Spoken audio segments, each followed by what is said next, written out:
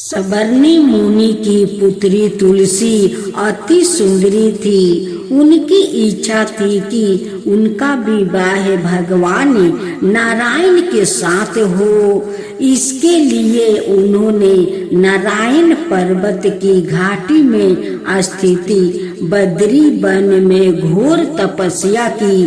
Seeger काल तक तपस्या के उपरांत ब्रह्मा जी ने प्रसन्न होकर दर्शन दिया और वर मांगने को कहा। तुलसी ने कहा, सृष्टिकर्ता ब्रह्मदेव आप अंतर्यामी है, सबके मन की बात जानते हैं।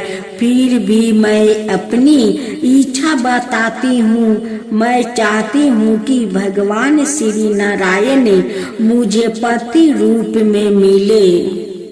ब्रह्मा जी ने कहा, तुम्हारा अभिष्ट तुम्हें अवश्य मिलेगा।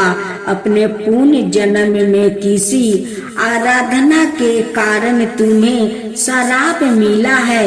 इसी प्रकार भगवान श्री नारायण के एक पार्षद को भी दानव कुल में जन्म लेने का श्राप मिला है। दानव कुल में जन्मने के बाद भी उसमें नारायण का अंश विद्यमान रहेगा। इसलिए इस जन्म में पूर्व जन्म के पाप के समान के लिए संपूर्ण नारायण तो नहीं, नारायण का अंश से युक्त दानव कुल में जन्म उस श्राप ग्रस्त पार्षद से तुम्हारा विवाह होगा। श्राप मुक्त होने पर भगवान श्री नारायण सदा सर्वदा के लिए तुम्हारे पति हो जाएंगे। तुलसी ने ब्रह्मा के इस वर को स्वीकार किया, क्योंकि मानव कुल में जन्म के कारण उसे मायावी भोग तो भोगना ही था।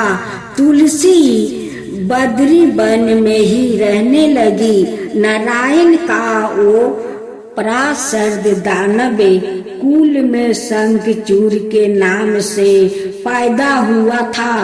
कुछ दिनों के बाद वो बर्मन करता हुआ बद्री वन में आया। यहाँ तुलसी को देखते ही वो उस पर मृत हो गया। तुलसी के सामने उसने अपना साथ विवाह का प्रस्ताव रखा।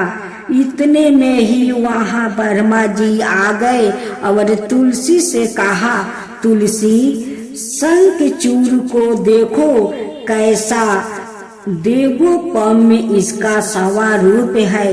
दानव कुल में जन्म लेने के बाद भी लगता है जैसे इसके शरीर में नारायण का वास हो। तुम प्रस्ताव को सहर्ष स्वीकार कर लो।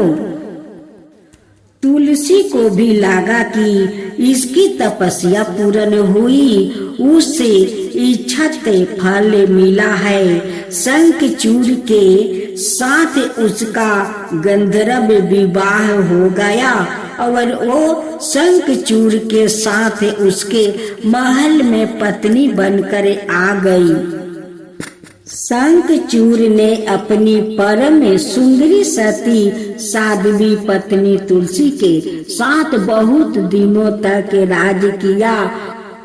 उसने अपना राज का इतना विस्तार किया कि देवलोक तक उसके अधिकार में आ गया। स्वर्ग का सुख भोगने वाले देवताओं की दशा भिखारियों जैसा हो गई। शंखचूड़ किसी को कष्ट नहीं देता था, पर अधिकार और राज्य छीन जाने से सारे देवताओं मिलकर ब्रह्मा विष्णु और शिव की सभा में गया और अपनी विपत्ति सुनाई। ब्रह्मा जी ने कहा, तुलसी परम साध्वी है उसका विवाह शंखचूड़ से मैंने ही करवाया था। शंखचूड़ को तब तक नहीं हराया या मारा जा सकता है जब तक तुलसी को पतिव्रता भंग नहीं हो जाता, तब तक के शंखचूड़ को मारा नहीं जाता। विष्णु ने कहा, शंखचूड़ पूर्व जन्म में मेरा प्रासर्द था। शराप के कारण उसे दैत्य कुल में जन्म लेना पड़ा। इस जन्म में भी मेरा अंश उसमें व्यापत है। साथ ही तुलसी के पतिव्रता धर्म से वो अजय है। फिर देवताओं की सहमति से भगवान शिव ने शंखचूड़ के पास संदेश भेजा कि या तो वो देवताओं का राज लौटा दे या फिर उसने युद्ध करे। शंखचूड़ शंकर के पास पहुंचा। उसने कहा, देवाधिदेव, आपके लिए देवताओं का पक्ष लेना उचित नहीं है। राज बढ़ाना हर राजा का कर्तव्य है। मैं किसी को दुखी नहीं कर रहा हूँ। देवताओं को कहिए वो मेरी प्रजा होकर रहे। मैंने आपका भी कोई उपकार नहीं किया है। हमारा आपका युद्ध शोभा नहीं देता है। अगर आप हार गए तो बड़ी लाज की बात होगी। मैं हार गया तो आपकी कीर्ति बहुत अधिक नहीं बढ़ेगी। भगवान शंकर हंसे। वो तो सब रहस्य समझते थे। तुलसी और शंखचूड़ के पूर्व जन्म के शराप की अवधि लगभग पूरी हो चुकी थी। बोले, इसमें कीर्ति और लाज की बात नहीं। तुम देवों का राज लौटाकर उन्हें उनके पद पर प्रतिष्ठ होने दो। युद्ध से बचने का यही एक उपाय है। शंखचूड़ ने कहा, मैंने युद्ध के बल से देवलोक जीता है। कोई उसे युद्ध के द्वार ही वापस ले सकता है। यह मेरा अंतिम उत्तर है। मैं जा रहा हूँ। ऐसा कहकर शंखचूड़ चला गया। उसने अपनी पत्नी तुलसी को सारी बात बताई और कहा, कर्म भोग सब काल सूत्र में बंधा है। जीवन में हर्ष शोक भय सुख दुख मंगल कल के अधीन है। हम तो केवल निमित्त है। संभाव है भगवान शिव देवों का पक्ष लेकर मुझसे युद्ध करे। तुम चिंता मत करना, तुम्हारा सती तेज मेरी रक्षा करेगा।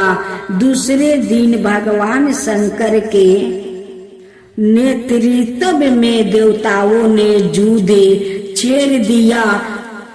शंखचूड़ ने भीषण बाणों की वर्षा कर उनका वेग रोका। उसके प्रहार से देवता डगमगाने लगे। उसने दानवी शक्ति का प्रयोग कर मायावी युद्ध आरंभ किया।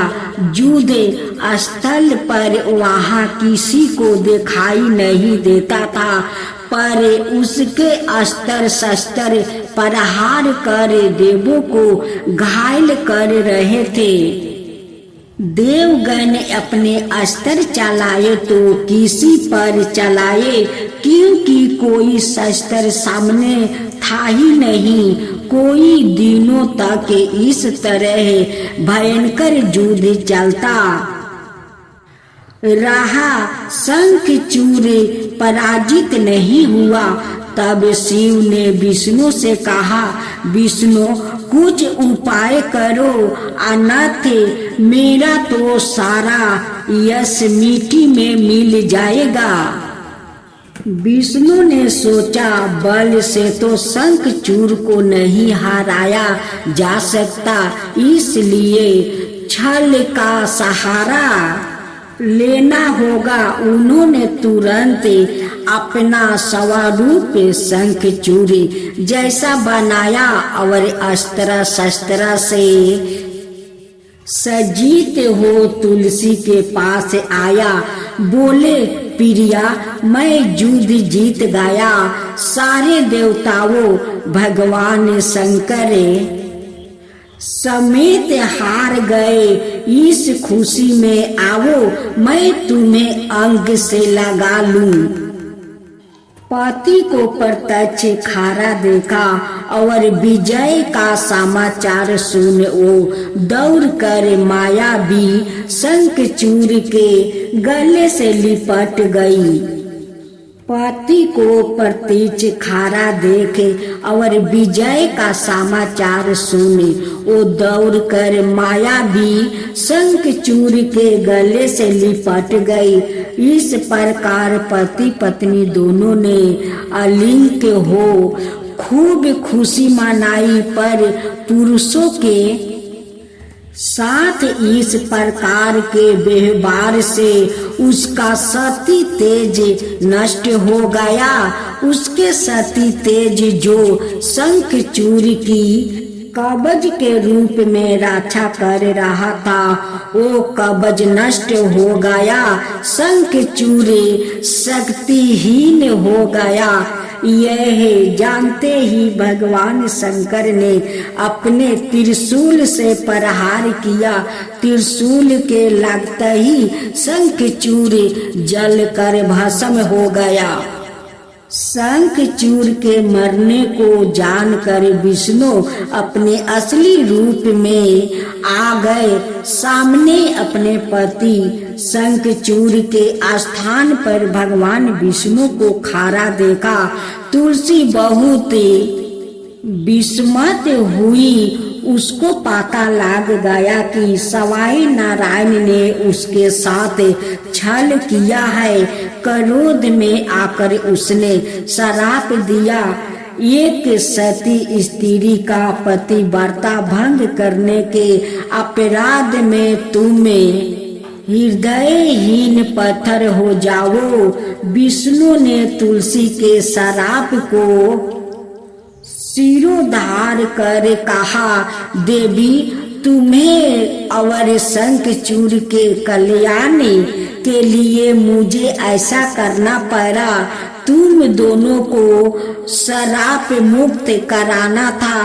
तुम भी अब शरीर त्याग करे तुलसी बिरबा के रूप में जन्म लोगी और मेरी पूजा तुलसी दल से होगी। मैं शालिग्राम पत्थर बनूंगा। मेरे शीश पर तुम आदर से विराजमान हो जाओगी। तुम्हारे पति की हड्डियों के चूरन से शंख की उत्पत्ति होगी। उस शंख ध्वनि से देवताओं और मेरी पूजा आराधना होगी। जहाँ शंख ध्वनि होगी वहाँ मंगल्य में मैं विराजमान रहूंगा। तुमने पूर्ण जन्म में बद्री वन में मुझे पाने के लिए बड़ी तपस्या की थी।